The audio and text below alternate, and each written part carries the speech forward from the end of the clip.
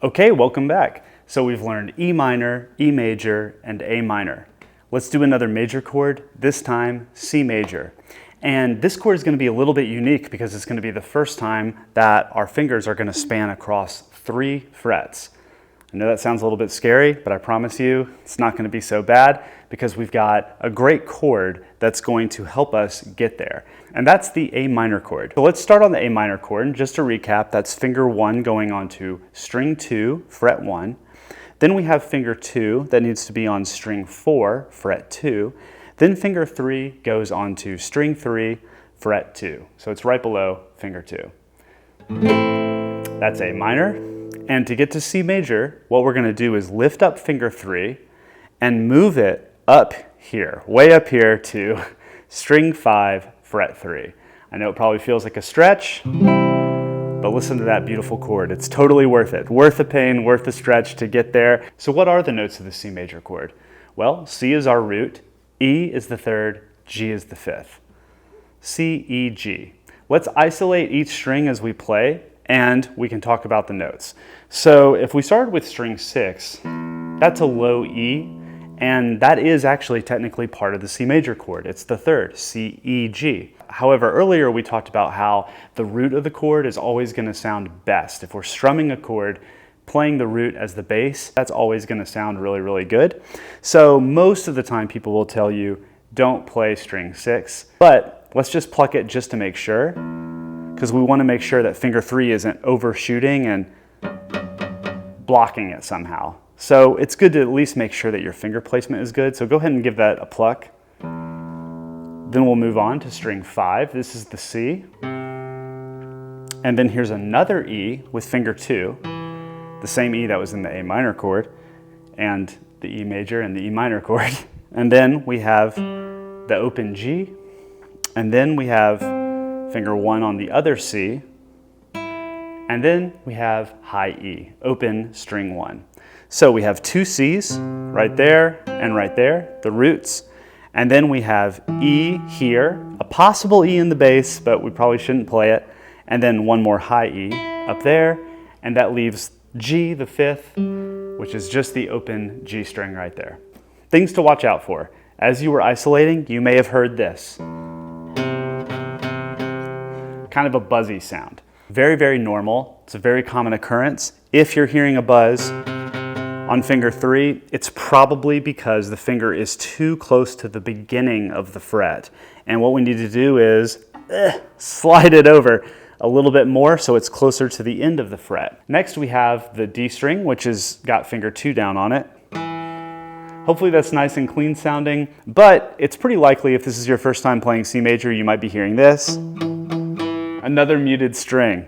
What does that mean? That means that finger 3 is landing a little bit too far up on the top of the finger. So what we need is for finger 3 to really be resting kind of almost on top of the string. Look how much leverage I have, a nice good curve there. We really want to come on top of that string. And just so you can see it, here's where that string 5 is landing on my ring finger. Notice that it's landing a little bit further down on the finger. That's because I'm getting plenty of leverage and landing the finger on top. Okay, so we've isolated the strings, we know what the notes are, let's get right into it. Let's start actually transitioning between A minor to C major. So what we're going to do is just start with our 8 downstrokes that we've been doing for all the other chords. We'll start on A minor, we'll go to C major, and just transition between those 2 chords over and over again. 1, 2, ready, go. 1, 2, 3, 4, 5, 6, 7, 8, 1, 2, 3, 4, 5, 6, 7, 8, and 1, 2, 3, 4, 5. Start thinking about it.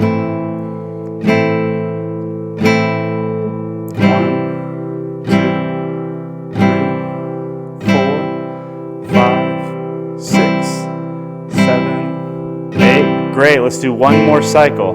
3, 4, 5, 6, 7, 8,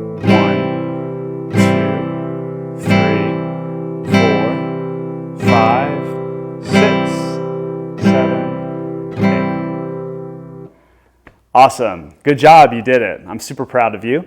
Even if you didn't make it all the way through that first time, way to go. Definitely shake that thing off. Isn't it a beautiful chord? Isn't it a fun chord to play?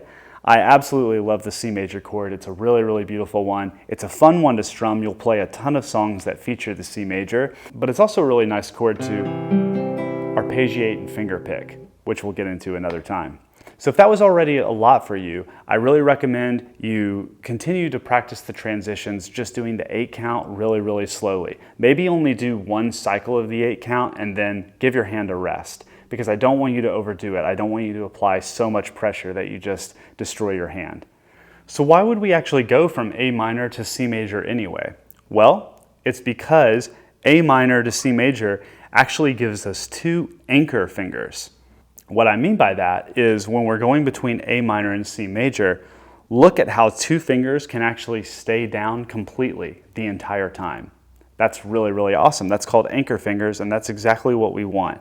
We want to be able to leave finger 1 down, leave finger 2 down, and all we have to worry about is finger 3 moving back and forth. So if that transition was a lot for you already, go ahead and pause and continue to work on the 8 count, just getting it really, really smooth.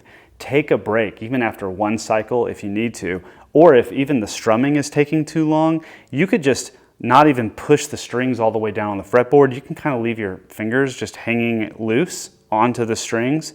Just make sure that they're the correct strings, and then just go back and forth with finger 3, going between string 5, string 3, string 5, string 3, and just get used to that stretch.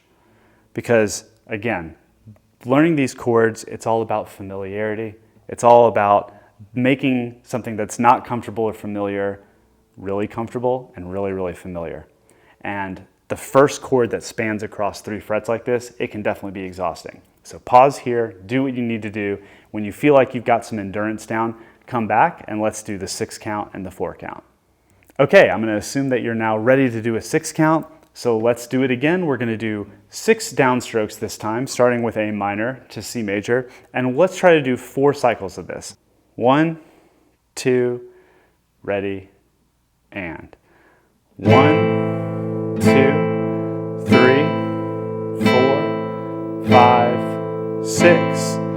1, 2, 3, 4, 5, 6. Switch. 1, 2, 3, 4, 5, 6. Switch. C. 2, 3, 4, 5. Switch. Halfway there.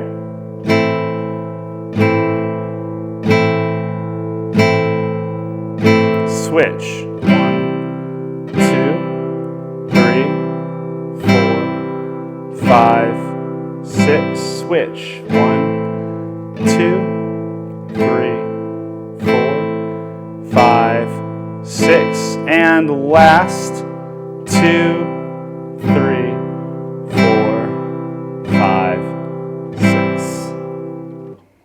All right, how did that feel? Definitely building up the endurance now, right? Shake it off. I know that probably felt like a lot, but hopefully you're starting to feel a lot more comfortable with this chord. It's getting faster and faster, smoother and smoother. Okay, let's go to the 4 count. This time we'll do 4 downstrokes. We're going to do 4 cycles again. We'll start on our A minor, so get your A minor chord ready, and we'll get into it. 1, 2, ready, and 1, 2, 3, 4. Switch. 1, 2, 3, 4. Switch. 1, 2, 3, 4. Switch. 1, 2, 3, 4. Switch. 1, 2, 3, 4. Switch. 1, 2, 3, 4. Last time. 2, 3, 4 to the C major. 1, 2, 3, 4. All right, you've done it. 8 count, down to 6, down to 4. You know, the anchor fingers are great that we can go from A minor to C major so seamlessly, but we also just want to make sure that we can build the chord from scratch if needed. We don't want to always have to go to A minor to go to C major. So let's just make sure that we can do that again. The real distinctive finger that you're probably thinking about is that finger 3 that goes up to string 5, fret 3. But generally speaking, when we're building up these chords, it's good to think about finger 1 first and then build up the fingers from there. So let's build it up. Finger 1 is going to go onto fret 1, string 2, just like we do for the A minor. Finger 2 is going to go onto fret 2, string 4, also just like we do for the A minor. And then finger 3 is going to reach up to string 5, fret 3. So just make sure that you can build that up from scratch if needed, and eventually, you know, we want to just be able to just land that chord like it's no one's business. We will get into some strategies to do that as well. But remember the troubleshooting tips from earlier. Make sure that that thumb is not way up too high. Make sure that the hand is not way collapsed down like this. Make sure that your finger 3 is not too low. Make sure it's got plenty of leverage, kind of landing almost on top of that string 5. If you can do all those things with plenty of leverage down here in a nice C shape of the hand, you are going to be in great shape for playing your C major chord. Well done. I'll see you in the next video.